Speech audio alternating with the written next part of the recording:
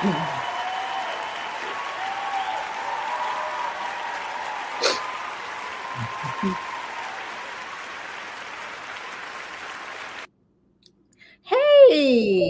happy Saturday, everyone. I hope you all are doing well. And welcome back to another episode of the Sage Dragon Book Show. My name is Shaquana Divers. I am the host of this book show where I discuss thought provoking books and I just share my pleasure of reading with you. I love to read. I read vast topics. So I would appreciate if you would participate in our conversation, like, subscribe. You can find Sage Dragging on various socials. I have a YouTube page, and I'm building up this community of people who enjoy reading books and discussing the topics that the books are about. So, and I have a really fun episode planned today. So, let's get into it. So, book news before we get into today's episode. Did you all know that today was National Read a Book Day? And I swear I'm not making that up. It's a real observance. It seems like ever since the onset of social media, there's more of these new holidays coming up, more and more. I don't remember a lot of these observances years ago, but there's National Read a Book Day is kind of obvious. It's just about promoting literacy in the United States. And there's been a lot of movements over the last few years to thwart reading, and you've got book bans and a lot of controversial topics, but reading is really fun and it's expansive. But I'm not here to sell it. I just want to share the joy of it with you all. The other thing is, I'm excited. I live in Rochester, New York, upstate Western New York, and there's an organization called Writers in Books. They're a non for profit that promote literacy, books, and they do an event every year called Rochester Reads, where they select one book that they want the whole city to read, and they invite the author to come. And usually it's around the fall, like October. The author will come. It'll be this nice event reception at maybe a local venue, a museum, and the author will sign books and discuss their latest book. And it's a great, fun event for socializing and meeting other people who are in the literacy world who just enjoy reading. So this year, they have announced Soil, The Story of a Black Mother's Garden by Camille T. Dungy. And I've been seeing this book title in different spaces. So I'm excited. I also want to give props to Writers in Books. Over the last several years, they've selected a lot of books by BIPOC authors. Last year, their book was Olga Dies Dreaming by Xicto Gonzalez. You'll see it right in the back of my on my book virtual bookshelf, and that was a really good book. And I really enjoy her as an author. And the year before that, the book was The City We Became by N.K. Jemisin, who is a Black sci-fi writer. So they really do promote diversity in literacy. So I just ordered the book and I hope to have it read before the event. But either way, I'll be diving into that. And if it's something that I really enjoy, I'll share it on this show. So today's episode is called An Immersion into the Works of Tayari Jones. And something that I think about a lot in this era is pleasure. And I read for pleasure. It is a hobby. And this show is a expression of that. So I wanted to give props to an author and celebrate an author who I think deserves her flowers, because she's an incredible author. And she's my favorite contemporary author. I really, really love her books, and I've read all her books and mostly all her works.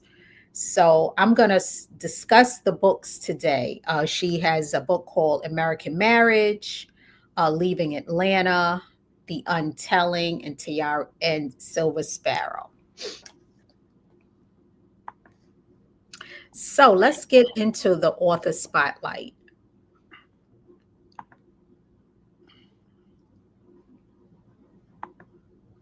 So Tayari, which means she is prepared in Swahili. She is a Black woman, 54 years young. She was born and raised in Atlanta, Georgia. She is a Spelman grad. She was raised in like a socially conscious family. I've read that her father, was really active in the civil rights movement. So she got that nourishment that helps when people pour into you, and she got that foundation. And she was mentored by some heavy hitters, Pearl Cleage, who's also a powerful author. And I remember reading some of her works back in the 90s. And Janetta Cole, who was the previous president of Spelman. She has won various awards for her writing, the 2019 Women's Prize for Fiction, for American Marriage, which was an Oprah Book Club selection. She's a Hurston Wright Legacy Awardee for Leaving Atlanta, which is incredible. I'll get into that. And she also won the Lifetime Achievement Award in Fine Arts from the Congressional Black Caucus. So I'm glad she's getting her props as an author. So I'm going to delve into these different books. Now, I decided to do this episode in the order in which I read her books, my reading journey with Tayari. So the first book that I read by hers was Silver Sparrow. And I used to be a part of a book club way back around 2011. And some of you may not know this, but in the early 2000s, I lived in Baltimore and I was part of a writers collective. We wrote poetry. Sometimes we would read our poetry on radio shows, and we would get together in a cafe in the Baltimore County area. Shout out to my collective that I was a part of. So when I moved back to Rochester, I wanted to stay in contact with them. So several years later, they formed this book club called Soma Books, and we read some really good books. And one of the books was Silver Sparrow. And this book was really good. It was a fiction book. It was published in 2011. It's set in Atlanta in the 80s. And I have a quote that is one of the kind of the concept behind the book, which is, my father, James Witherspoon, is a bigamist. This is a story of a man's deception, a family's complicity, and the two teenage girls caught in the middle. James Witherspoon has two families, one public, the other a closely guarded secret. But when his daughters meet and form a friendship, only one of them knows the truth. Theirs is a relationship destined to explode. Okay, so this is the concept of the book. There is a man, James Witherspoon, and he's like, this is around the 80s, and he is a fairly successful Black man. He runs his own limousine company. He's married, he has a daughter. And one day he meets this other woman. He's actually goes out shopping in the department store and he meets another woman and they start to date. And this isn't any spoilers because this is just the background of the book. And he ends up marrying this other woman. He goes to another state and marries the other woman. The other woman knew about the first wife and she has a child for him. And then what happens is that over a long period of time, he has two families um, in the same town in Atlanta. Now, the other woman and her daughter live in the shadows of the first wife and daughter. And for years, like they would do things like the mother would take the little her daughter, the other mother, and they would go to the mall and follow the first wife and daughter around.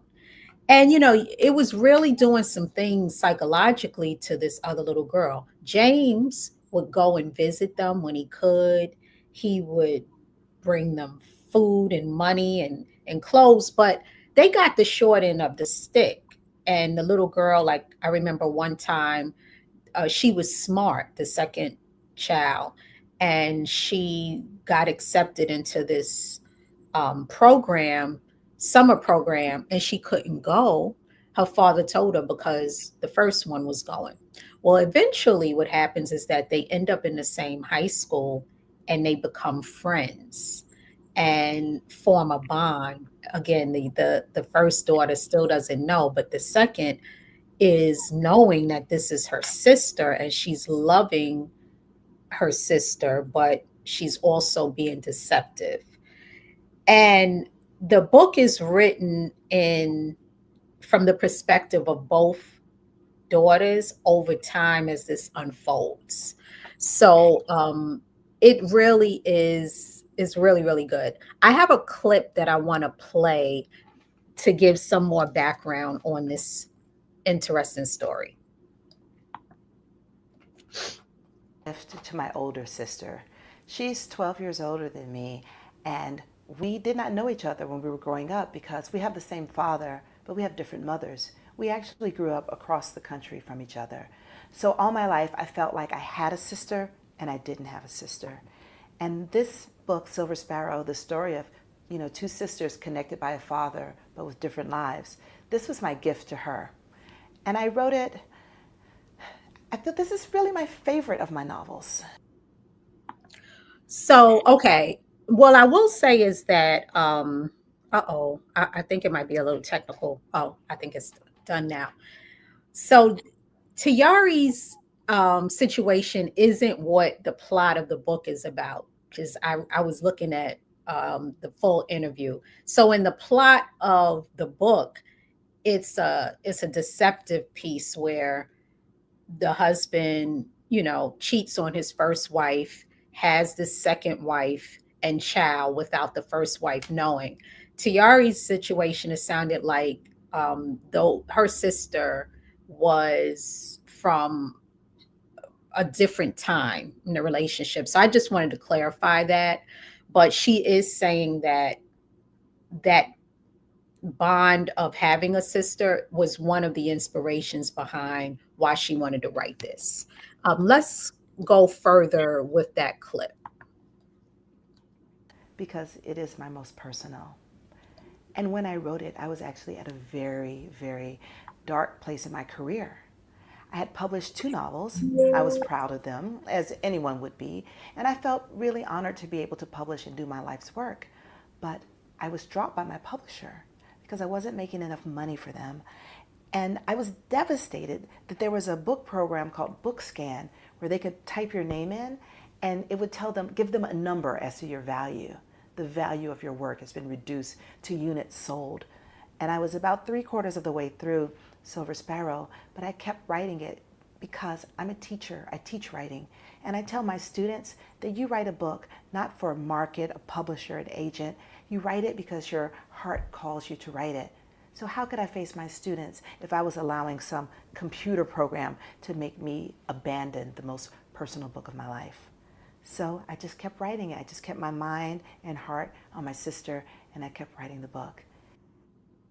So, wow, I was really floored when I heard that. Like I got goosebumps because, I think about so much of how, in the music industry and other fields, we're reduced to numbers. Nowadays, it's social media. It's how many likes you get, and if you put digital content out there, and I have this blog, or people have podcasts, or pictures, or heartfelt posts they do. Everything is these metrics, but it doesn't always equate to the value. I mean, that was such an incredible book, and I really was like, wow, the fact that she could have not continued if she was solely basing her artistry on BookScan or on a publisher. So I don't know if there's any people out there, and I may have some listeners in the future, but I wanted to pose this question: have you ever gone against the grain and continued to do something when numbers may have told you different? And this could go for a lot of things in life. It might not even mean, and it may not have to be just about what you do for your vocation or what you do for your business, although it could be. So if you're an entrepreneur, or if you do digital work, if you're a musician or some type of artist, or if there have been things that you felt like was the right thing to keep going, like Tayari said, her heart told her to keep going, the love that she had for her sister, and the fact that she felt like this was an important story to bring into the world and create, made her keep going. So, anybody out there ever experienced that, where they kept going even though there was data that might have suggested otherwise?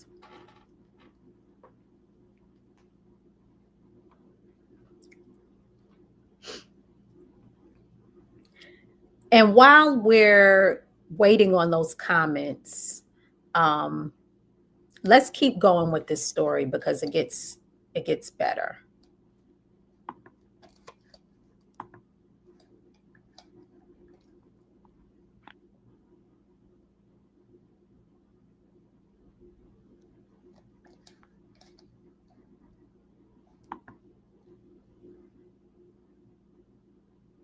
Producer, can you play the next clip?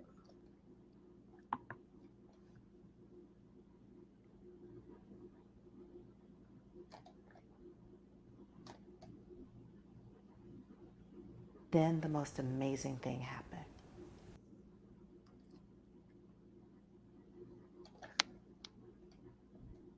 Thing happened. Picture this. I went to a book festival. I was embarrassed because, like I said, I had been dropped by my publisher. My earlier works were out of print. But I had accepted the invitation, and I'm not the type of person to be a no-show. So I gave my reading, and a woman came to me and she said, I think I could help you. I didn't know who she was. And honestly, I was a bit apprehensive. I didn't know her. You meet some strange people at festivals. I'm just saying. So the woman led me through the crowd, and she put my hand in the hand of a publisher. And again, I was apprehensive because I thought the publisher would just, use her computer program and decide that I wasn't valuable enough. But the publisher said to me as I was leaving, before you go, she said, tell me, how do you know Judy? And I said, I don't know anyone named Judy. And she said, no, no, no, I mean Judy Bloom, who just introduced us. It was as though my nerdy childhood had come to rescue me in my time of need. And that was on a Friday. And by Monday, I had a publisher for Silver Sparrow.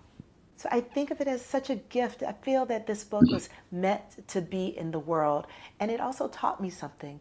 My students sometimes, when I tell them this story, they say, oh, you see, Professor, This just goes to show it's just who you know. But I tell them, no, it's about completing your work and following your heart. Had I not followed my heart and completed my work, I would not have had anything to give when Judy Bloom introduced me to a publisher. So my takeaway from that is always, when it comes to art, follow your heart.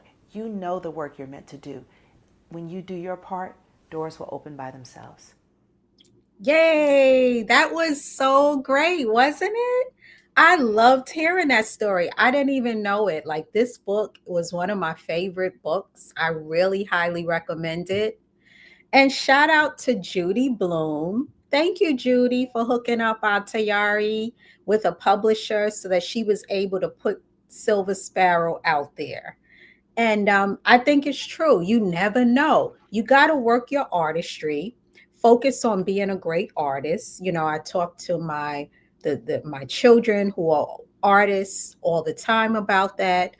Keep working on your craft, cultivating it, and putting yourself in a position to be, discovered and celebrated. But keep working on it and not letting these numbers dictate, you know our destiny, because it's just one part of it. And now we got AI.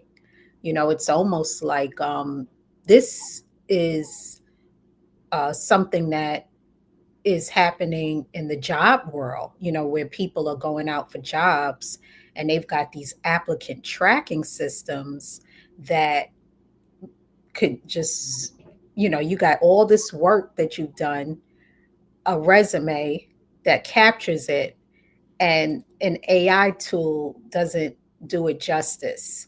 So we've got a lot of these barriers to face, and I think that as a community and as people and as humans, we really should push back on these metrics and not let them be the only things that make us feel like we're worthy and make our artistry feel like it's worthy, because it's not. There's a comment that came up that says, hell yeah, that's the road, the ride or die stuff. We keep hustling until enough people see us in the art we offer. Thank you, True, on IG for that comment. Yeah, so I was really, you know, uh, inspired by that story. So some a little bit more about the book. So it gets into the sister relationship between Dana and Charisse, who are the girls, and the story is told from both perspectives. It's also a book about fathers and daughters, about marriage, about deception, infidelity, adultery. So some heavy topics. It's bigamy in modern times, and I remember reading when it came out, this story that was saying a lot of times, I don't know if this is still a thing, but this was around 2011.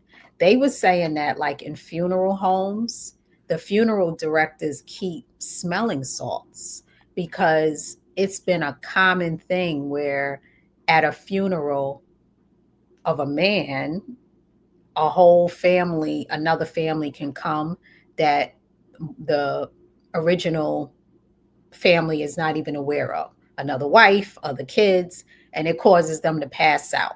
And it's been so common that they have smelling salts to revive the people. So this book was also talking about something that wasn't talked about as much in the United States in modern times, which was, bigamy. And the way they did it, James and the wife, the second wife, they were living in Georgia, but they went to another nearby. I think they went to like Alabama or maybe one of the Carolinas. And his cousin stood up for him. So his cousin was like the only one that knew all along. And what did that do to him? He's showing up at the barbecues knowing that his cousin got two wives and two kids.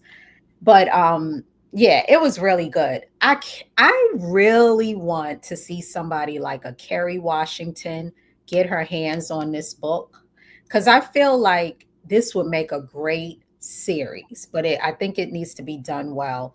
I think Hulu could do a good job with it, or maybe even like Amazon Prime. When I think about this, the shows they have, this could be really, really good. So I hope that someone makes a series about this. Lastly, the title Silver Sparrow. I wanted to share the author. She was asked what made her use that title. When the book, in the story, Dana and Charisse have different features. And the girl that was the mother, the child of the side piece, she was really, really pretty and she had this long hair. And her sister appreciated that about her. She loved that about her. But it was like ironic because even though she had these beautiful features, her self worth was tainted because of the situation, because she felt like she was the second fiddle kid. So it was like she was the silver sparrow of the book, the silver girl. And then it was also the play on his eye is on the sparrow. So I thought that that was another interesting piece of it. But if you want a good book that's like a page turner, check out Silver Sparrow. It was really good.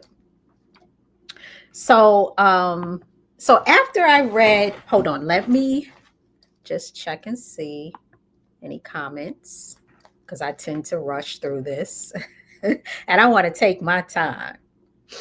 Um, okay, so I don't see anything.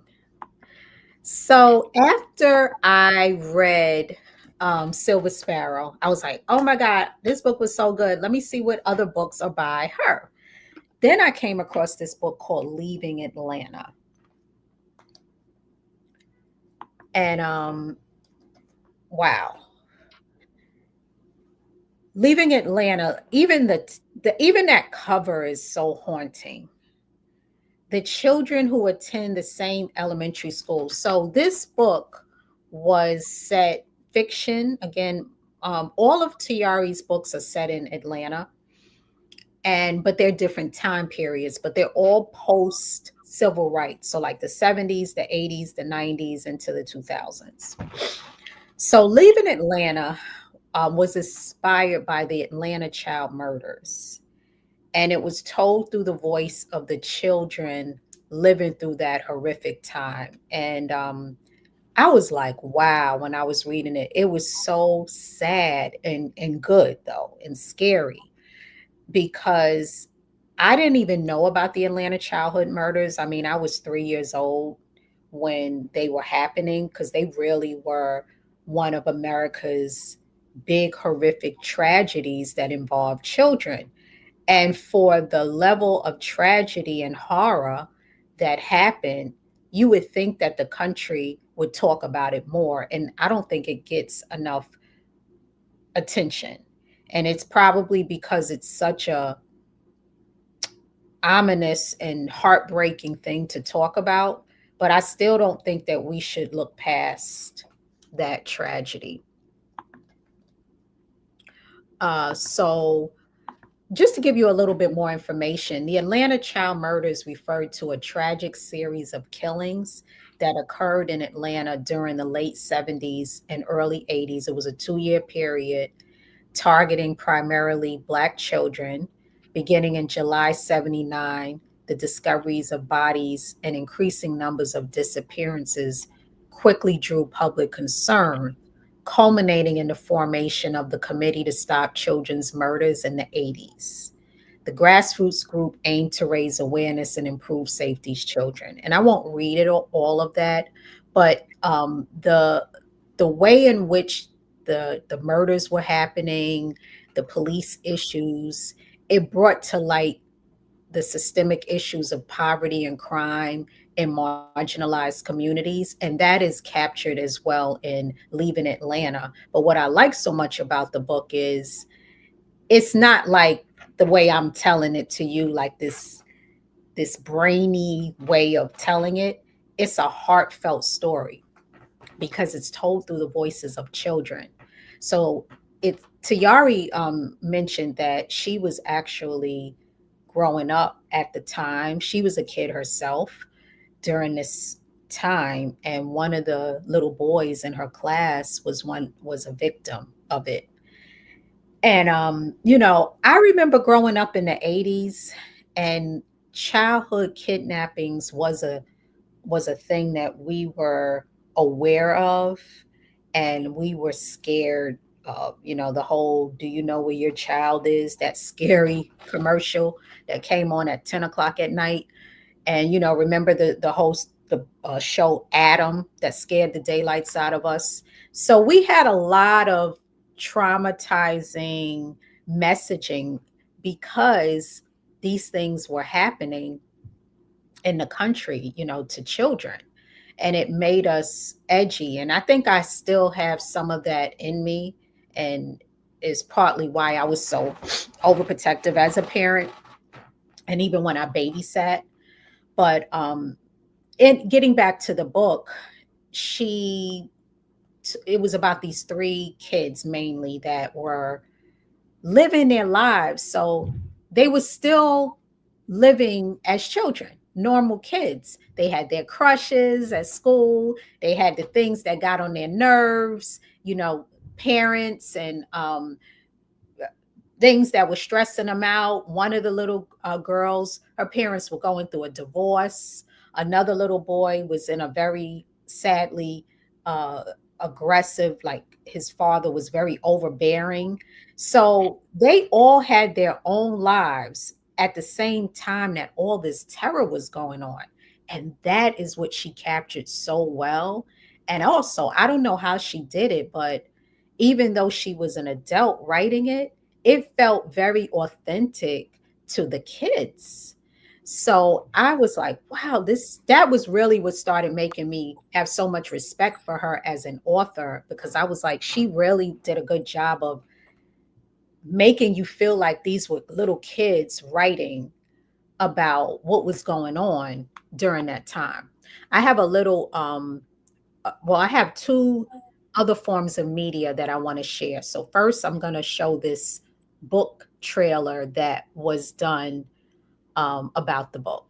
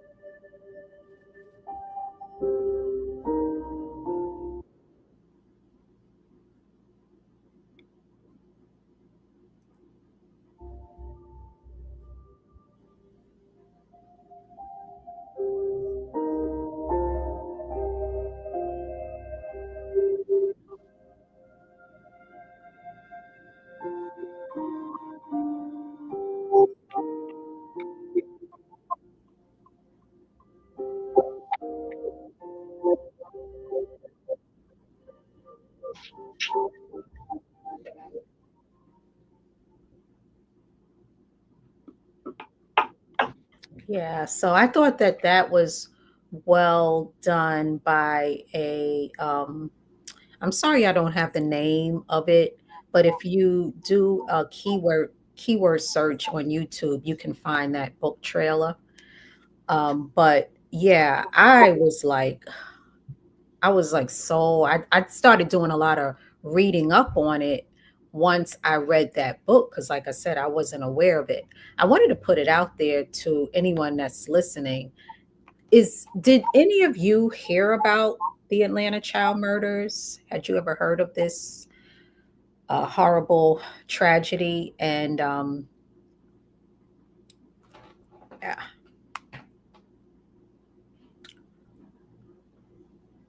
I have a friend who lives in Georgia, and I noticed that Kai Mays. She does not post about anything except missing kids. So on her Facebook page, she's always, I mean, it's not a laughing matter. I was just saying that she doesn't post about anything else. So it's still a lot of children who go missing and black and brown kids who go missing who don't get the same level of media. And that was one of the things that I was reading that was a controversial part of this situation. But let's also get more into the book. So I have another clip that I want to play.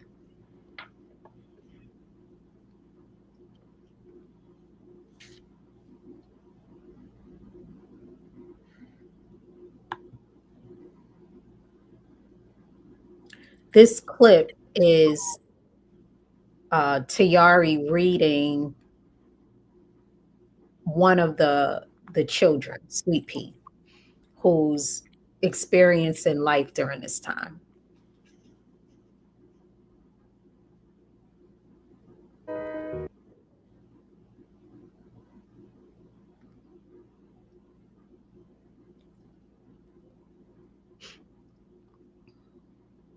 Another child has been killed. If you keep in mind, in the 1970s, there was no Twitter, no Instagram. We had to wait until the evening news to find out what had happened in the day. And this is when she looks at the news and sees that one of her friends has been reported missing. It was a regular night. I was wrapped up like a mummy in my quilt with the TV turned to the 11 o'clock news. I had watched the 6 o'clock show with Mama, but I like to watch it again at 11 to make sure that everything is still okay.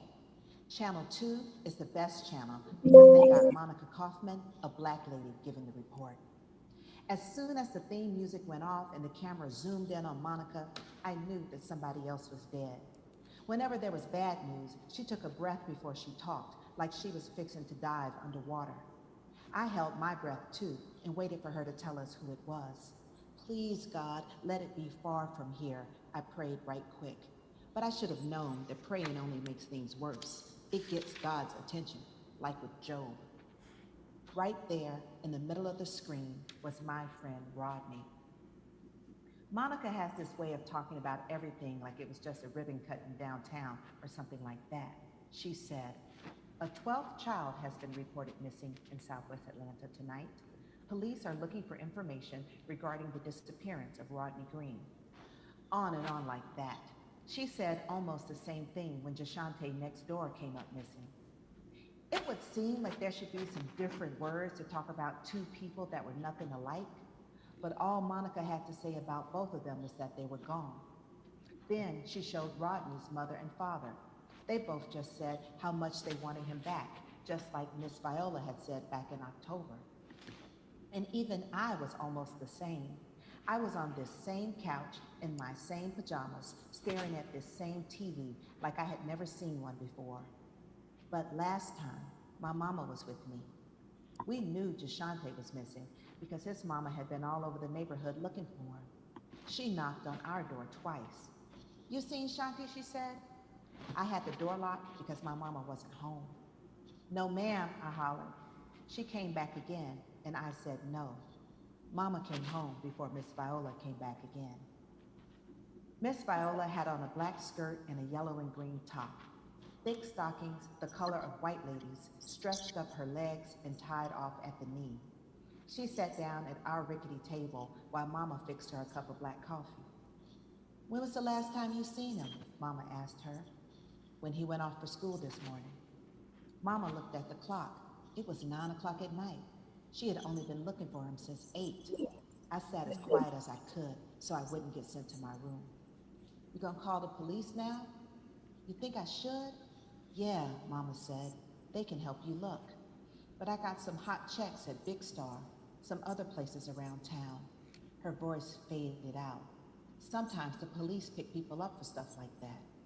Viola, Mama said, this ain't no time to be worried about no bad checks. This is your baby. You're right, Miss. Well, Yeah, so I'm telling you, that book is good. You hear all of the different parts of it. I mean, um, s- imagine that feeling, even when you may have not known where your child was for a few minutes, which I have gone through, which is heart wrenching. And then to be in that situation, like the detail. And then, it gets into like, she's worried about if she should call the cops because she got bad checks. So that's what I mean by like she just really captures the different experiences, that black folk be grappling with when it comes to like, do you engage with the police or not? Or yeah, so um it was really, really good. I have another clip that I'm going to show. One more clip about leaving Atlanta. Let's put that on.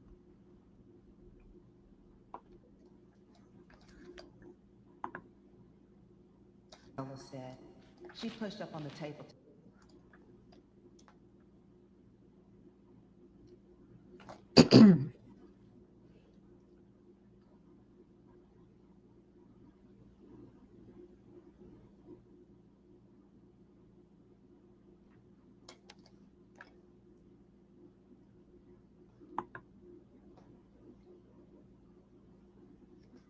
Makes you think you have that kind of power.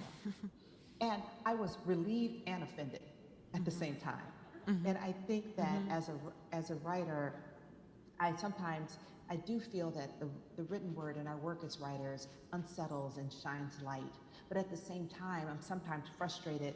Like during Black Lives Matter, I couldn't write fiction because I felt like, what am I doing? I'm just here playing with my imaginary friends while these young people are in the streets. And I felt the limits also of art.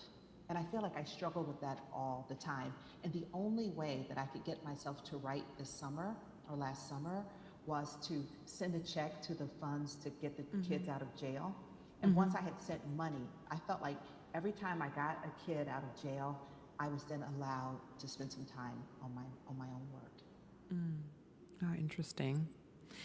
Um, Yeah, I think that one part of it that got a little cut off was she was talking about how she felt guilty because the little boy that in real life that died, who was a victim of the Atlanta child murder, she didn't like. So she had to go and get counseling because she felt like part of her not liking him might have caused the problem. And the counselor, that's when the counselor said, you don't have that kind of power. And she's like, oh, thank goodness. But then it also low key made her feel away. But then she's also talking about how she wants to use artistry and writing fiction. Now I say this quite a bit. I think that fiction is a great way to learn because for me, especially when I read historical fiction, I notice that the characters help me retain the information a little bit better than when I'm just reading straight facts. Like there's Imani Perry, who she's a really incredible, intelligent woman, black scholar. And she has this book called Blacks and Blues that came out this year. And I was listening to it on audio. And she has a really creative way of coming up with her concepts.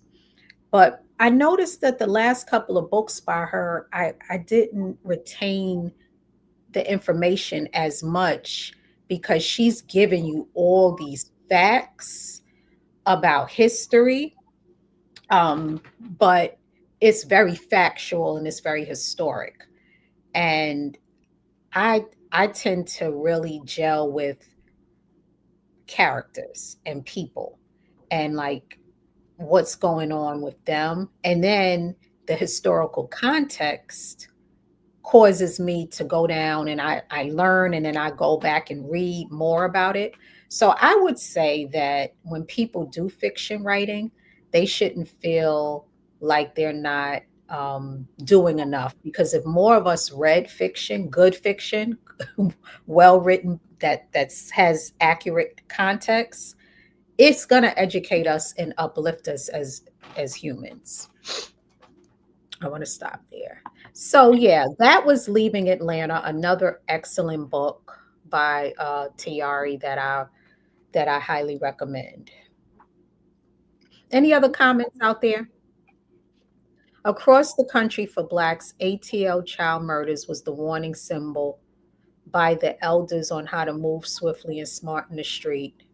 Heard it so much, got on my nerves, but I get it now. Okay. So Alicia on X did hear a lot about it. And maybe it depended on like where in the country you were, because I didn't hear anything about it. I grew up in the five boroughs in New York. But again, I was also 3 when it happened. And then by the 80s, they did talk about kidnapping a lot, though. Like I said, it was like, they're going to snatch you up. We always heard that. And then it was this thing going on around vans. And, they had us afraid to even walk by a white van or any kind of van because they said they were snatching kids up and putting them in the vans. So they did drill that into our head a lot about stranger danger and things like that. But yeah, that was a serious, that book really pulled on your heartstrings, especially the very ending, the last part of it. One of the There's this whole argument going back and forth with I think it was Octavia's parents. They were divorcing, and the father lived in South Carolina. The mother was still living in Atlanta, and he wanted his daughter to move there because he was scared for her life. And eventually she does go to move it with her father and her stepmother because the murders just kept happening. And there's this line where she said, "I'm going to miss my mom. I'll be missing my mom for the rest of my life." And I was like, oh, it it was just really, really beautiful book, beautiful tragic book, and I highly recommend everyone read it. Okay, so now again, I'm saying these in the order of what I read them and not the order. But the next book, this is Tiari's latest book. I think I just saw it on her Facebook that she just finished the new book, so I'm excited about that. But her latest novel came out in 2018. It was called American Marriage. So this is a completely different plot. This was an Oprah Book Club pick, and it was very successful. It won a lot of awards. It was set in Louisiana and Georgia, and it follows the lives of a young married couple. And it has themes of marriage, the criminal justice system, conscious and unconscious bias. I'm going to play a clip from a book, someone who did a book review of it, so that she can provide the synopsis and then I'll add to it. So let's put that on, producer. Thank you. I know we got a lot of videos in this episode.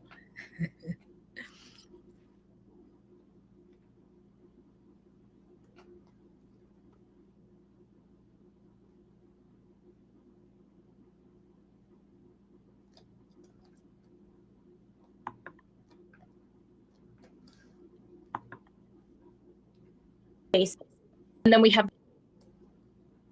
check whether it was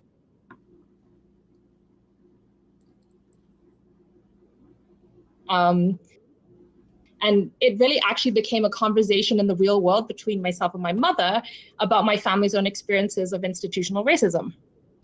Okay, so first, a synopsis of the book. So American Marriage is in essence a story of love between Celestial, who's an artisan doll maker, and Roy, who's a rep for a textbook company.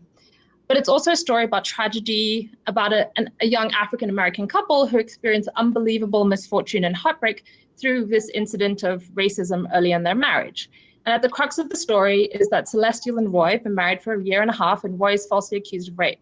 And this incident happens on an evening when the two of them have gone down from Atlanta, Georgia, to visit Roy's family in the town of Ello, Louisiana. So Roy and Celestial spend the night in the Piney Woods Inn motel. And there they have an argument. And to cool off, Roy goes to find some ice. And while he's out, he meets a woman at the ice machine who has an injured arm and a sling. And since she cannot use her arm, he offers her a neighborly gesture to help her out by carrying her ice back to the room. And he then also fixes a plumbing issue for her in her room and props open a window for her. And he then leaves the room and goes back to his own room to his wife, Celestial. And then later that night, the woman from the ice machine reports to the police that a man entered her room and sexually assaulted her. And she reports that she's certain it can only be Roy, who she met early in the evening. But he's actually in his room with Celestial at the time, and so this couldn't have happened. But the police, break down their door and forcefully break into their room and rip both Roy and Celestial from their beds, dragging them into the street in the night clothes. And so the story continues after Roy's wrongful conviction, as he experiences 5 years in prison.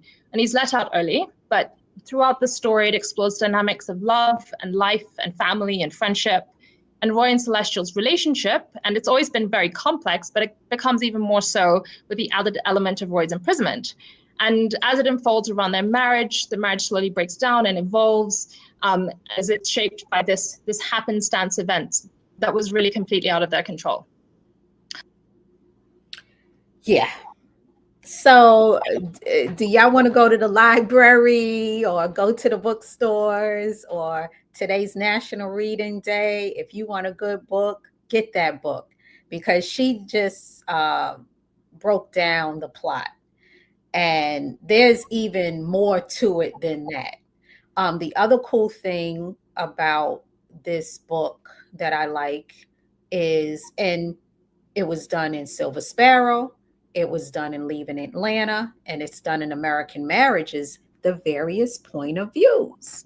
So in American Marriage, it's written in the point of view of, from the point of view of Roy, the husband who ends up getting convicted of a crime he didn't commit, and the point of view of Celestial, who is his wife, who I didn't like. I did not like her. And there's some people that I know that are like readers, and they sometimes don't like a book if they don't like a character. And I get that, because that's, we're all wired different. I don't have to like all the characters that I read in order to feel like a book is good. But I was really frustrated with her beyond that. But she grew up, and her father was very well off. He invented something that caused them to be a rich Black family in Atlanta. She was free. She was able to like go to college. She was an artist. She made these dolls, these really exquisite doll babies. And she met Roy in college, and he had came from more humble beginnings. His biological father was in prison, but then his mother married the father that raised him. They were like deeply rooted Christian, and he got out of Louisiana, made it to Morehouse, went to college, I think got his MBA, and wanted to open up a business. And they had this business together. Was going to help her with her doll shop, and just going to visit, driving. They drove to Louisiana to visit in-laws. They end up in this small town motel. He's trying to do a good gesture where he's helping this older woman who's disabled. Him and his wife had an argument, so he wanted to get some air. So he stepped and was like, let me just go get some ice. He goes, gets the ice. And this is, it shows you how quick life can change, how quick our lives can be altered over things that is not within our control. It wasn't his fault, or his wife's fault. He goes to help the woman in the room, helps her with the plumbing situation, and she goes and accuses him of rape. And he ends up getting convicted. And he had a long sentence. He had 5 years. And so all this stuff goes on with them during the 5 years. They start writing letters to one another. And I won't give up. Most of what I said is in the background of the book. That's not spoilers, but read it. Read American Marriage. And you know, it it got into like Celestial's feelings, and she started having feelings for someone else, Roy's resentment, and then it was their families. And I felt, I really felt for Roy's mother. I really felt for her. um that was heartbreaking, because damn, you do all of that to get your son out of Louisiana to school, for him to come back and end up with a rape charge. So, and it's not that he was a perfect man. He went through stuff and he had anger issues, but it deals with a lot. And that's what I love about her books. That's why I'm celebrating her, and I'm trying to encourage you all to pick up one of her books, because they're good, they're relatable, and they're nuanced. They're complex characters. They're very authentic. Like, and I've read with a lot of these writers that end up with these good books, they'll have like people read them, and then they got to be open to feedback. And that's a humbling thing as an artist. And they're open to it. And then the feedback sometimes, she was it this book? Yeah, I think she said this book originally was just through the point of view of one of the husband or the wife. And then she wrote it through a multiple point of view, which gave it its depth to me. And I like that too, because um you know how they say the first lie wins. And I remember growing up during a time where we usually got, as um Chimamanda used to say, a single point of view, the danger of the single story. Remember her TED talk that went viral like 10, 15 years ago? But it's true, a lot of times we got that one perspective. And my Aunt Linda always would say, it's three sides to a story. It's your side, their side, and the truth. And sometimes I would get frustrated when she said that, because it can almost, depending on how it was said, it can kind of come off like you're not believing the person in front of you's view. But there are different perspectives on something, on how a marriage gets bad. And that's what this book talks about, how marriages and relationships may degrade over time. And what goes into that, and it was done in a way that was really, really well done. It had me thinking also about our expectations of what a loving partnership in a marriage should be. And actually, I wanted to pose that question to anybody that may be listening. I know that you all may not have read the book particularly, but like one of the things that came up was, should was Celeste, um, was it her duty to stay faithful to her husband? Was it her duty to stay in love with him and keep the marriage going?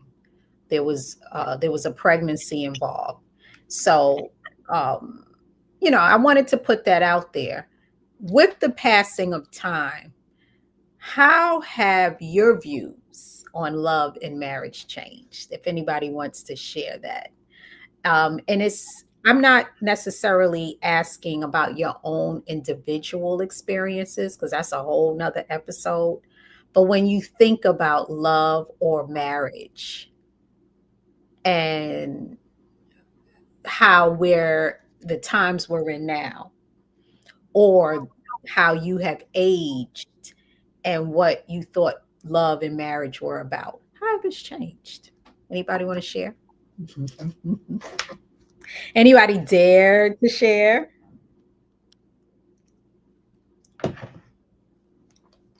That's what this book questions, like a good book makes you think about things. Because what would you do if you're in these situations? And I guess it kind of gives you more empathy for people. We can be extremely judgmental. I was having that conversation recently with my mom about, judgment. True on IG had a comment. What's that? Life is tricky that way. Reminds me of Central Park 5, how they got framed and their lives were ruined. Yes, true. And I heard an interview that Tayari was on when she was talking about the book.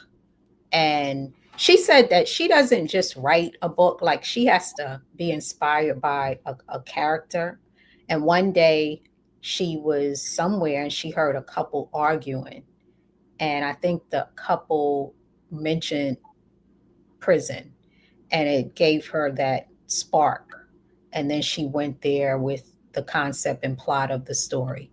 But yeah, framed and lots of people, there's people that admit to things that they didn't do and they take pleas.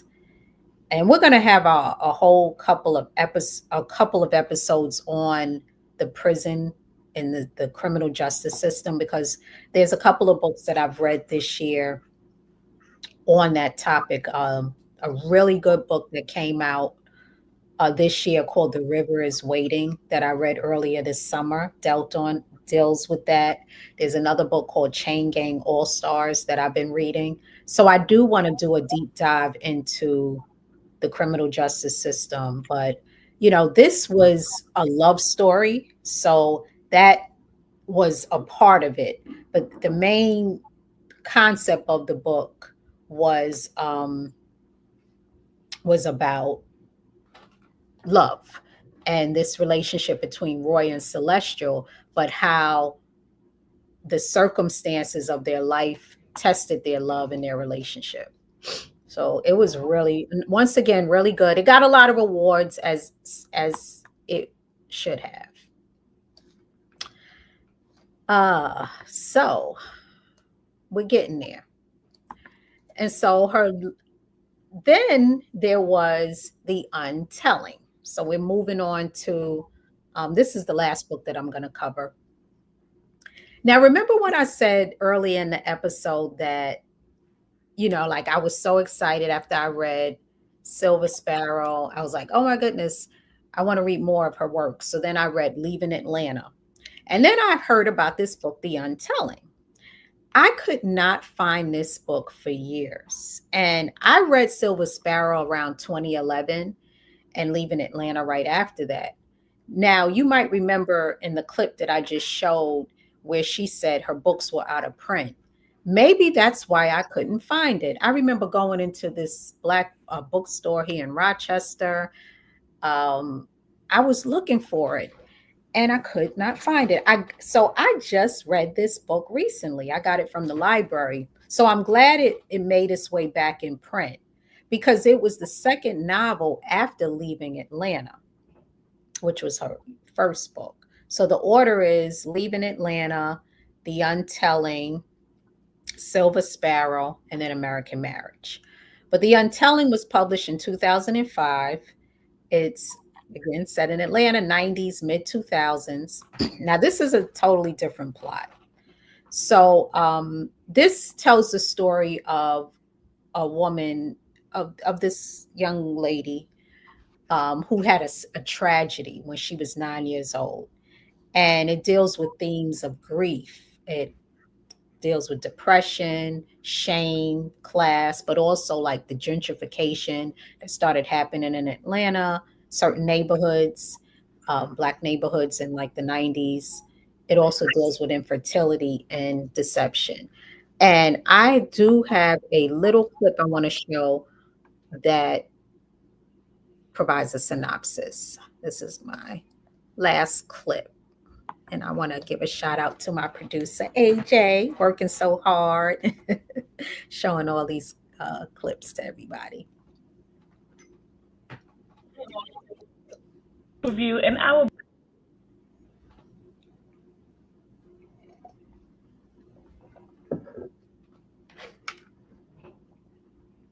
The story follows Arya and quite a few other characters as they live in the city of Atlanta. Arya's life is uprooted and turned upside down when she is 10, and her father and baby sister are killed in a car accident that takes place, and with all of them in the car, and it picks up from there, and you get to see Arya as an adult and how she is living her life as an adult, still in the shadow of that tragedy that's taking place. And the shadow of that tragedy also follows the other surviving members of her family, and it colors the decisions that she makes and the life that she lives and how they relate to each other and how she sees life and how things are going on in her life and what her expectations are. Yeah, so I'm sorry, I didn't remember when I was listening to the video in the beginning that music in the background because it was kind of distracting. But I thought the person who had that page did a good job of enthusiastically talking about the untelling. I think this is another hidden gem because I didn't see as many people talk about this book.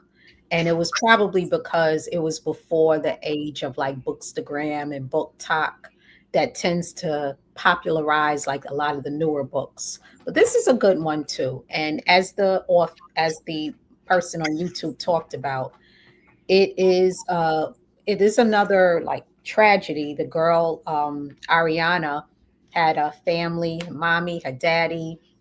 She's riding in a car with them on a day on her way to her dance recital, and they get into a car accident, and the father dies, and she's in the car. Her mother was holding her little baby sister, and then it was her and her big sister were in the back seat, her mother with the baby in the front seat, and her father driving. The baby died and the father died. The mother, the older sister, and Ariana survived. But Ariana, I'm not saying her name right, it's like Ariande. Ariande was 10, and she stayed in the car while her father was like taking his dying death, like he was transitioning. And was so scared about it that she like closed her eyes and closed her ears as he was saying like his final words to her. And she carried so much guilt for years about that. She felt like it was a selfish act. And it's just something, the things we internalize, right? Like this wasn't her fault. And then as time went on, their lives completely changed. Her mother was grief stricken. It impacted the way that the mother lived. They had financial issues. And then they ended up like, um, having a change in their quality of life. And yet Arianda ends up going to college. A friend of the father pays for her to go to college and go to Spelman, common theme, right? And she graduates out and she becomes a like a literacy teacher. And at this time, also, the neighborhood is kind of changing. Like she was in this neighborhood that was once somewhat like middle class, but then it ended up changing to a lower kind of class area.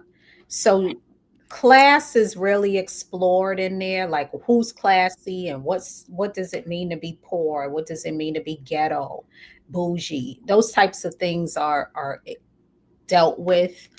But again, her characters are really rich. She ends up in this relationship, and he's a good guy, but she has a secret that she finds out about herself that she keeps from him. So that's a big part of the book, is the deception. And a lot of this is related to the tragedy and her grief. And her sister deals with it a different way, the mother deals with it a way, and she deals with it a way.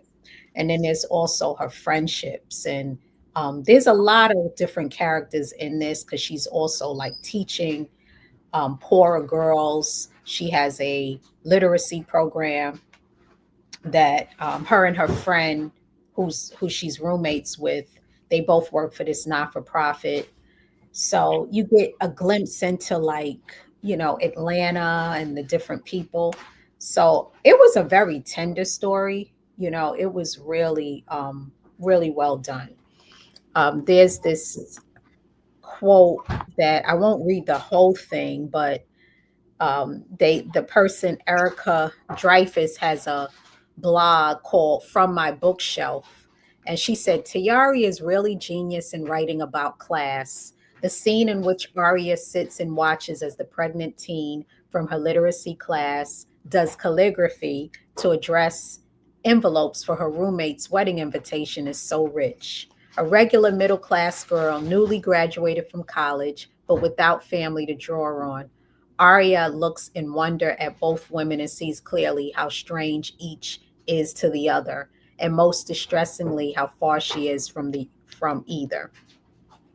Again and again in The Untelling, Tiari captures those economic complexities and brilliantly articulates the specific prism of the young, gifted Black women who've gone to Spelman and remained in Atlanta, expecting their Morehouse man, expecting a lot of themselves, and caught in a richly conflicted relationship to all the various neighborhoods of the city. This one's too bougie, that one's too ghetto, this one uneasily gentrifying, that one stubbornly down at the hills.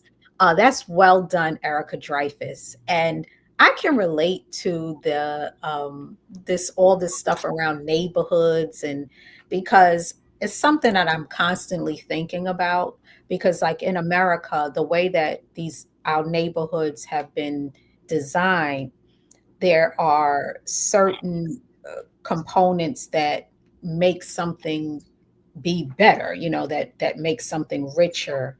The nicer neighborhoods have the grocery stores and the complexes. But then on again, some of these nicer neighborhoods are not walkable. And then they're causing people to have health issues, but yet they're bougie. And then you have some city areas that are considered to be lower income. People turn their nose at, they call them ghetto, but they have these sidewalks and they have trees, which actually improve your oxygen and your health. So are they ghetto? So that's some of the things I think we should really kind of think about. But it's like this part where you know uh Arianda, she's living with her roommate, and they both went to college, and they decide to work for a non-for-profit, which you're not making money doing that. And the neighborhood they're living in isn't the greatest, and her boyfriend can't stand it. Ariana's boyfriend cannot stand their neighborhood, and they're gonna move eventually, but they're just like waiting their lease out. And so he comes over one day and he's like, you and your roommate are a trip, because y'all went to college and y'all choose to stay in this neighborhood like it's crackheads around and all of that.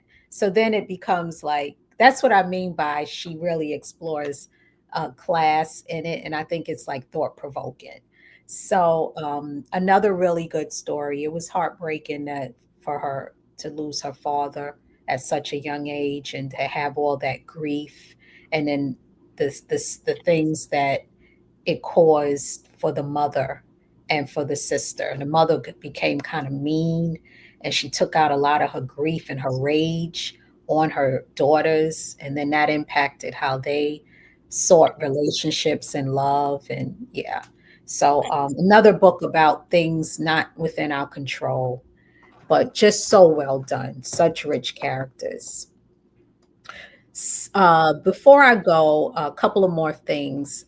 Something that I saw Tayari talk about in one of her interviews, and I've seen it written in some reviews, is how much the city of Atlanta is a character as well in all her books, and especially post civil rights, because there was a expectation of what Atlanta was going to become after the civil rights era, and then due to different changes in the 70s and the 80s, the 90s, it is what it is now. So that's something that she deals with. If anyone has ever read other books that authentically show life for everyday people, regular degulars, I would love to hear more about some of the other books that show that, and don't just sanitize it or spin it. But she does that really well. But one of the things I wanted to ask you all was, how do you, how did I phrase this? How has Atlanta changed since the MLK era?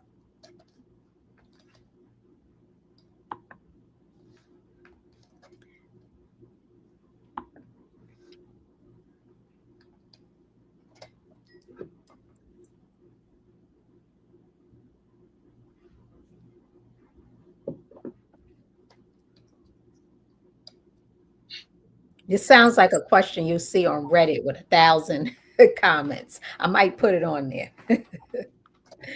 Because it had a lot of promise and it still does. And it's been such a mecca for Black middle class mobility. The show, Fight Night, showed that. If anyone has seen that, with Kevin Hart and Sam Jackson, about the the fight with Muhammad Ali and what was happening with these gangsters and their vision for trying to like really build the city and launch on it. It was also touched on in BMF, the last two seasons, when the brothers start moving down there. And we it's probably a lot of documentaries on that, but it's one of the cities that concentrates large amounts of Black millionaires and people who are successful, but there's also a lot of poverty, and you're still within a Jim Crow state. So that force is going on. So it's a lot. I think there should be a lot more books about it. And you have Tyler Perry, and he does his films, but I noticed that he sticks with certain themes, and I also feel that his characters tend to be very flattened. And I guess partly why I like to read great books is a lot of the books, the characters are just developed phenomenally. So anyone have any opinions on Atlanta and in the city?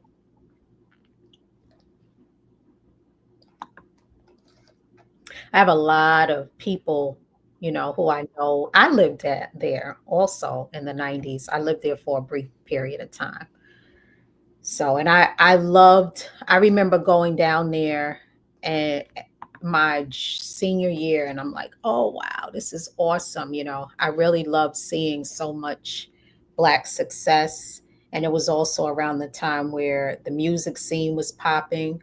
So I can see the draw, and I can see why a lot of people relocated here, for different opportunities. So, yeah, so I think I have like one more slide to show. Uh, Can I jump in there real quick about yes, the yes, MLK era? yeah, If you don't mind hearing from the producer. yeah, let's hear it. So after the MLK era, I guess it was so profound on the consciousness of the country that it became a loop. And rather than showing the progressive parts of what was happening with the country, especially places like Atlanta, and the fact that we were, and I thought Fight Night offered that really well. They showed us owning cleaners, they showed us owning diners, they showed us being, captains in the police force. They showed us as doing really progressive things, and that's why and being, actors, movie stars, and it also showed that capitalists were visionaries about what they wanted for Atlanta and what they wanted for our people. And I thought, if anybody hasn't checked that out, please check it out because it's much more than a story about a robbery. It's about the culture of that town, and even why Muhammad Ali chose to fight in Atlanta. He could afford anywhere, but he chose Atlanta because he knew that was like a burgeoning nexus of our people, and he wanted to support that. So just wanted to chime Yeah. in on that. Yeah, Thank you. yeah, no Thank problem. you for that comment. Shout out to the Real HD Network. Exactly. So, yeah, that's partly why I really enjoy reading Tayari's works because, I pretty much lived a lot of my life in the North in New York. But like many of us, we have so much family. Many of us New Yorkers moved to Atlanta or Georgia, the Georgia area, and we go back and forth. Quite a few. My aunt lives down there now, hosts tons of cousins, so I have a connection there. Like I said, I used to live there, and I'm still interested in the success of the city, and they've accomplished a lot over the decades and they've changed. And I think it's just room for us to see more, hear more stories, and read more about a nexus of Black life, which is, ATL, baby. So, yeah. Oh, yeah. So let me get back to finally, oops. So if I had to rank, I forgot about this. I was like, okay, so how do I rank my books, her books, my picks in order? So for me, I think I like Silver Sparrow the best. I think that's my favorite, followed by Leaving Atlanta, followed by, I'm gonna be honest, The Untelling and American Marriage. I was going back and forth with, and I put The Untelling, and I think it's because I got into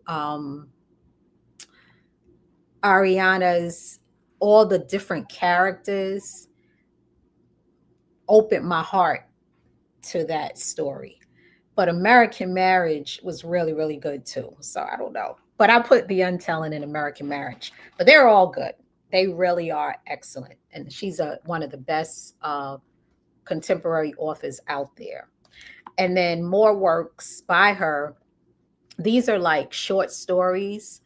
um I was like, oh man, I wonder if she got anything new out back around 2021. And I came across Atlanta Noir, which opened me up to a whole world of the noir series, which for the noir series are published by this company called Askaic Books, Askaic, and they do these crime dark stories all around the globe. So if you put noir series in, you'll see the website and they have them for every city. They got a Kingston one, they got ones in Africa, they've got parts of the country. So I've read quite a few of them, but what they'll do is they'll pick an author that's based in that city to be the editor. So for Atlanta, Tiari's Atlanta Noir, she's the editor. But then they'll get authors to submit these short stories from that are written about that area. So it's not all written by her.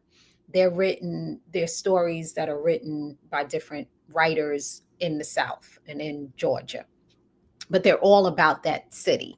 So you can listen to it on Audible, and there's some really good stories. And then she wrote a story in it called Caramel, which was about this girl who grew up as a foster. She was in a foster system because her mother had was addicted to drugs and lost her for a while, and she became friends with this other girl who was in the foster system. And then they lost contact because her mother was able to gain custody of her again. So then years go by, but the mother unfortunately relapsed. So at this point of the book, she's a grown woman and she's working at this seedy hotel in Atlanta. And her mother told her that this big time pastor is her father. But and he's kind of like a Eddie Long, like a really famous prosperity pastor, very rich. So she wants to try to find him so that she can connect with him. So she tells her friend, and come to find out, her friend is a sex worker for the pastor. And and so more to come with that, listen to it. It's a good story. It's a short story. So also there's this story called Disposition, and that's on Audible. That was written by Tayari, and it was performed by Gabrielle Union. So good. It is about uh, like homelessness, and it's disposition in two ways. Um, so that's really good. And then Half Light was another good one. So I listened to all of those. And like I said, she just said that she just finished the book. So I don't know when it's coming out, but I'm looking forward to it.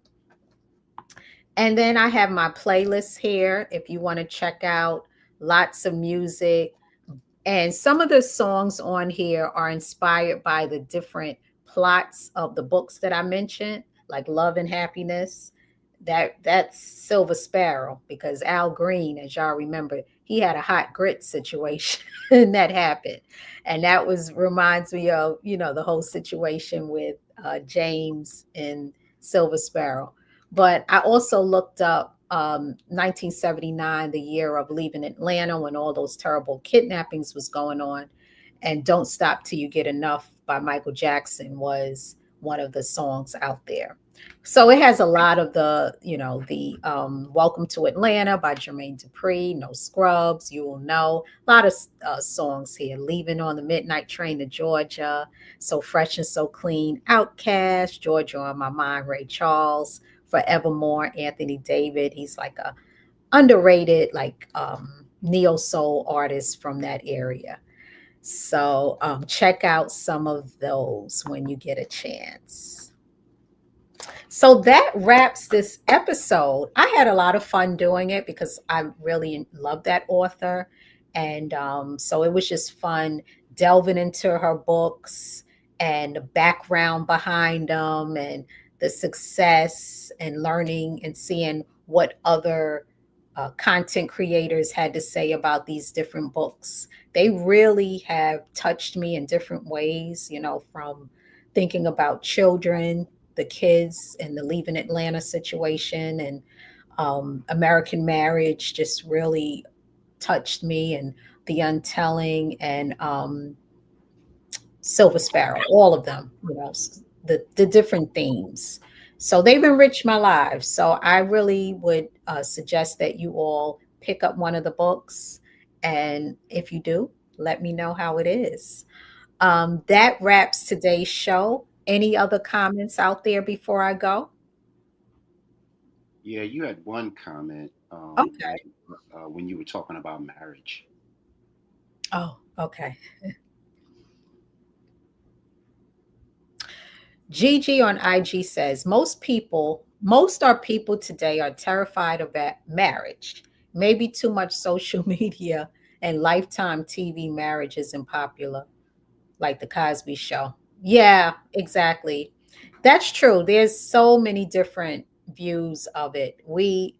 Those of us Gen Xers, we were very programmed into, traditional marriages, the nuclear family, and then there's so much programming that has moved away from that or have diversified it. And now you're seeing the concept of just other ways that people can be in the world. And I just think it needs to be balanced. But it is. Some people are afraid of it. There are still a lot of people getting married, but and then we also know that the United States has a very high divorce rate. So it's a lot there. And that's, I think it's something that we need to talk about more. There is another book that I read this year called All Fours, which gets into marriage and um, you know, different topics related to it. And I thought about covering that, but it's a very racy book. So I want to make sure that I have some balanced people on that I can banter with about that about that book. Thank you for that comment though. I do think you're right. A lot of people are afraid of it. It's a deep partnership, it's deep commitment, and we are moving into a very individualistic time where everything is about, a lot of things. I won't say everything, but a lot of things are about self, individual, individual. But ironically, because of the economy and a lot of other forces, we do need partnerships.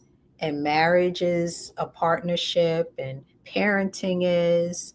And we need to learn how to love and partner with one another as time goes on, too, and your needs change. And we need that modeled for us and frameworks for it.